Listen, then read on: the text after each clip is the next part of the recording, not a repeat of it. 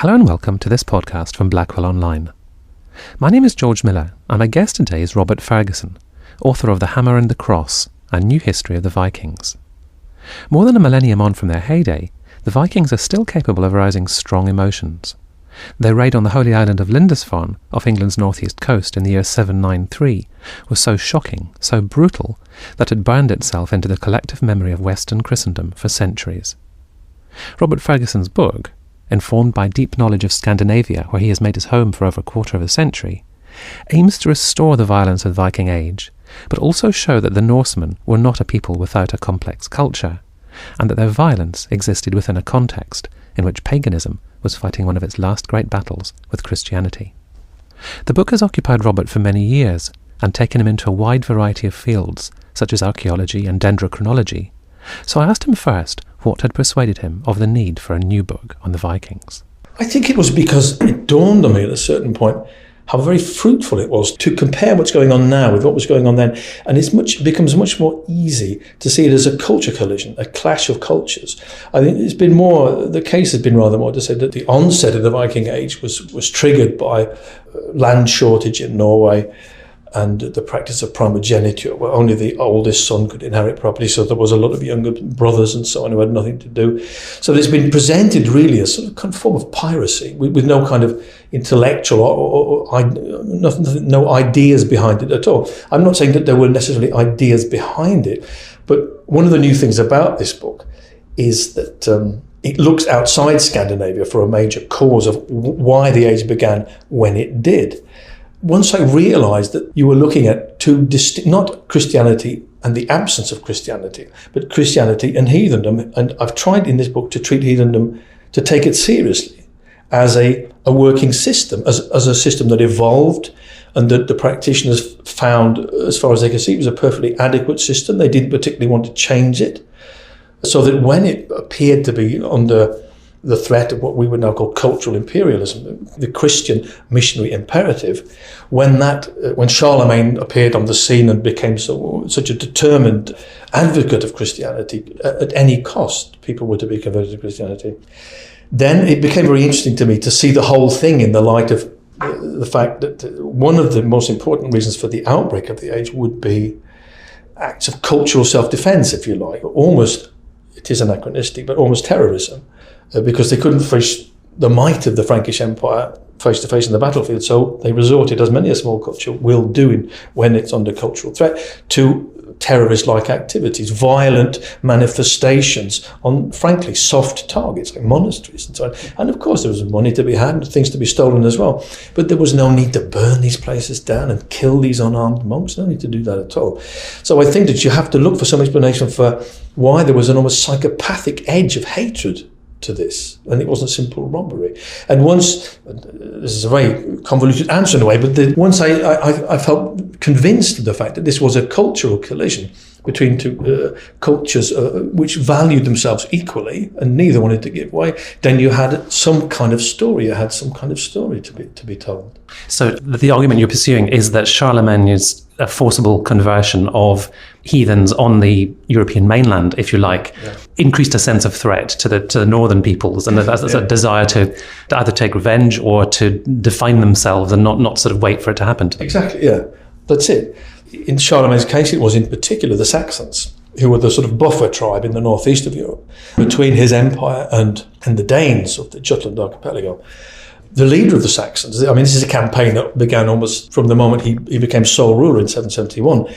The leader of the Saxons was a man called Widukind, and he was related by marriage to the Danish king. And during the course of this very violent 20-year period between, let's say, 771 and 793, the Lindisfarne raid, Charlemagne devoted an extraordinary amount of energy, I think it was 22 campaigns, to the forcible conversion and incorporation of the Saxons into Frankish Christian culture. I think it's easier for us to empathise with that now, because we've seen in our own times, in former Yugoslavia in the 90s, even Northern Ireland, you see what appalling passions, cultural differences can give rise to once that genie is out of the box. And you have to ask yourself, because one of the things you have to ask yourself is, why did it begin when it did? And I don't think simple explanations of piracy or land shortage can account for why it began when it did. I mean, these are not overnight processes.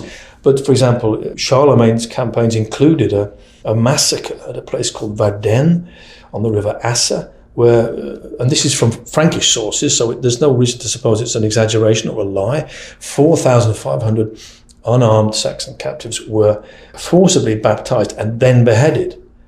And you can imagine what sort of stories would then tell when he crossed the border, and you can imagine how they would respond to that from Denmark and northwards, and they would ask themselves, well, what shall we do? Shall we wait here and to be converted by this mighty prince with his sword and his cross, or should we do something about it? And I'm not really suggesting that it was actual councils of war, but a general feeling that the Christians were the ones who'd gone beyond the pale. This partly accounts for the psychopathic intensity of the first 2 or 3 decades of Viking raiding. I mean, you talk about the fact there had been contact between these peoples for centuries. It wasn't as if the Vikings appear on the horizon one day out of nowhere. There had been trade and there had been communication between these peoples. So obviously there was something sort of driving this change of policy, to put it that way. And the extraordinary thing is that everybody knows that little quote from Alcuin, who was Charlemagne's, if you like, spiritual mentor, but he was from York, so he knew that area intimately, where the first terrible raid took place in 793. In that same letter, he's addressing the King of Northumberland, where the raid was. And in that letter, he goes on to saying, it's almost like, I told you so. There's a rather vindictive couple of sentences where he says, and look at you, how you and your courtiers, I'm paraphrasing, how you've wanted to copy these people's hairstyles of these pagans. And now look what they're doing to us. So obviously they were familiar with them. He also goes on to complain about the licentiousness in the monasteries. And what are they doing, reading Beowulf to each other? Why? And having actors and voluptuaries at the table. Why aren't they reading from the Bible and so on? Almost presenting it as, well, you deserve it. This is God's punishment via the Vikings. Now, from what you've said already, Robert, it may seem as though this is a sort of an apologia for the Vikings. Yeah. But you say early on in the book that you want to restore the violence to the Viking Age, because you talk about the pendulum swing, how the Vikings have gone from being heroes to villains and backwards and forwards. Yeah. But you're not essentially sort of presenting an apologia for the Vikings. No, I'm not, but I'm saying that I'm just adding that reason which I think we have more understanding of now. I mean, I don't support terrorism. You may understand why terrorism arises. It doesn't mean you support it. It just means that you can think of a reason other than the fact that I have no idea why they did it. It simply gives you a reason that you can understand. And I think that the circumstantial evidence, when you're going back 1,200 years, and really nothing is written down on the Scandinavian side. They don't say this anywhere, but one just empathically puts oneself in the position of a threatened culture, and a small, weak one, relatively weak compared to the might of the Frankish Empire. And how do you deal with it? So that I'm not saying that they were here because they suffer from the same kind of contemptible ethics or whatever it is that terrorists do, in that they'll kill anybody. People who've done them no harm at all. These monks had done them no harm personally. The monks weren't armed. They had no warning that these attacks were coming. It's extremely cowardly, if you look. There's nothing to admire there at all. If one wants to admire them as warriors and soldiers, then you have to wait until the middle of the 9th century, when this huge army called the Great Heathen Army comes over and starts proper confrontations with the kings of Wessex. And this is something that goes on basically for the next 170 years.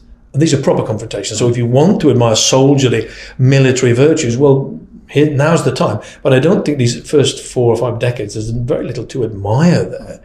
But at least I think we can understand, but not understand in the sense that we condone it, but just an explanation of why it happened then.